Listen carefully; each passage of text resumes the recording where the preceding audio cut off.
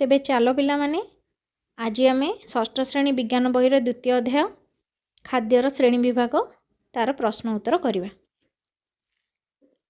दिया जाइथिबा खाद्य तालिकारु केउंटी केउं श्रेणीर खाद्य चिन्हट करी संपृक्त कोठरी रे लेख।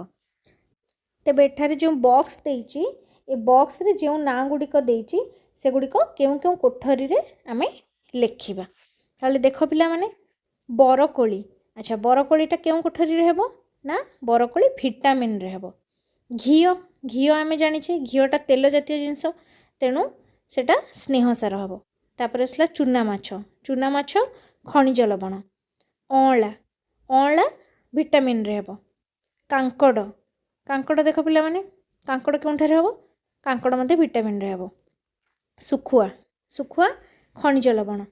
साग साग हेबो खनिज लवण। बड़ माछ केउंठारे हेबो बड़ माछ पुष्टिसार। मांस मांस मध्ये पुष्टिसार। अंडा अंडा स्नेहसार। मांडिया मांडिया हेउची श्वेतसार। छतु छतु पुष्टिसार। चीनाबादाम हेउची स्नेहसार। मुढ़ी मुढ़ी हेउची कोठे हेबो श्वेतसार। छतुआ छतुआ मध्ये श्वेतसार। नड़िया नड़िया स्नेहसार। समुद्र माछ पिला माने आमे जानिछे समुद्र माछ लुणी माछ तेणु कौन हेबो खनिज लवण। पिजुली पिजुली हेउची विटामिन। कमला कमला मध्ये विटामिन। पालंग साग हेउची कौन खनिज लवण। गाजर गाजर मध्ये विटामिन रे हेबो। पाचिला आंब विटामिन। मूला मूला मध्ये विटामिन हेबो। अट्टा अट्टा हेबो श्वेतसार। तो चलो केउं गुड़िक ठीक ठीक चिन्ह दे दर्शेबा। सूर्य किरण रे विटामिन डी थाए तेबे एटा ठीक अच्छे तेणु 2 नंबर कहला ठीक। अँला रे विटामिन सी थाए यह मते ठीक अच्छे। सुकुआ रे अधिक स्नेहसार रही एटा भूल। सुषम खाद्य शरीर आवश्यकता पूरण करे ठीक अच्छे पिला माने। रक्तहीनता होइथिले समुद्र माछ खाइबा उचित ठीक अच्छे पिला माने। विटामिन के सजना छुई रे मिले नाही एटा मते ठीक अच्छे। अंधार कणा भोगुथिबा व्यक्ति गाजर खाइबा अनुचित एटा भूल अच्छे कहीं पिला माने ना अंधार कणा भोगुथिबा व्यक्ति गाजर खाइबा उचित कारण गाजर रे विटामिन ए थाए किंतु एठी अनुचित देइची तेणु एटा भूल हबो। क्षीर रे समस्त प्रकार विटामिन थाए आमे जानिछे क्षीर रे सब प्रकार विटामिन थाए तेणु एटा ठीक अच्छे। तापर जे पिला माने 3 नंबर 2टी बा 3टी वाक्य रे कारण लिखिबा। खाद्य रे तंतुयुक्त खाद्य रहिबा आवश्यक।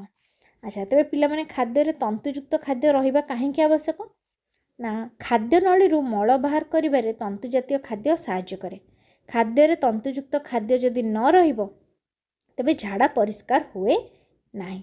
तबे झाड़ा परिष्कार न हेले शरीर रे विभिन्न प्रकार रोग हुए तेणु खाद्य रे तंतुयुक्त खाद्य रहिबा आवश्यक। माने मन रखिबा इम्पोर्टेंट क्वेश्चन एवं करिबो। तापरे ख को जिबा। आमिष खाउनथिबा पिला अधिक परिमाणर क्षीर डाली बादाम खाइबा आवश्यक। ताले कौन हेले पिला माने आमिष जो माने न खाउचंती से पिला माने काहेकि अधिक परिमाणर क्षीर डाली बादाम खाइबा दरकार। तेबे आमिष जातीय खाद्य रे पुष्टिसार और स्नेहसार अधिक परिमाण रे थाए। पुष्टिसार कौन करे ना शरीर वृद्धि रे सहाय्य करे। स्नेहसार शरीर को चिकन रखिबारे सहाय्य करे। तेणु क्षीर डाली बादाम रे मध्य पुष्टिसार और स्नेहसार रही थाए। पिला माने डाली रे हमर पुष्टिसार रही थाए बादाम क्षीर रे स्नेहसार रही थाए। तेणु आमिष न खाउथिबा पिला पुष्टिसार और स्नेहसार जेमती तांकर अभाव न रहिबो सेथि पई क्षीर डाली एवं बादाम खाइबा आवश्यक। निजपति पिला माने परवर्ती प्रश्न को निम्नोक्त जिनिस मध्य थिबा 2टी पार्थक्य और 2टी सामंजस्य लेख। पाचिला अमृतभंडा कंचा अमृतभंडा देख पिला माने मोठी तुम पई लिखि देछि।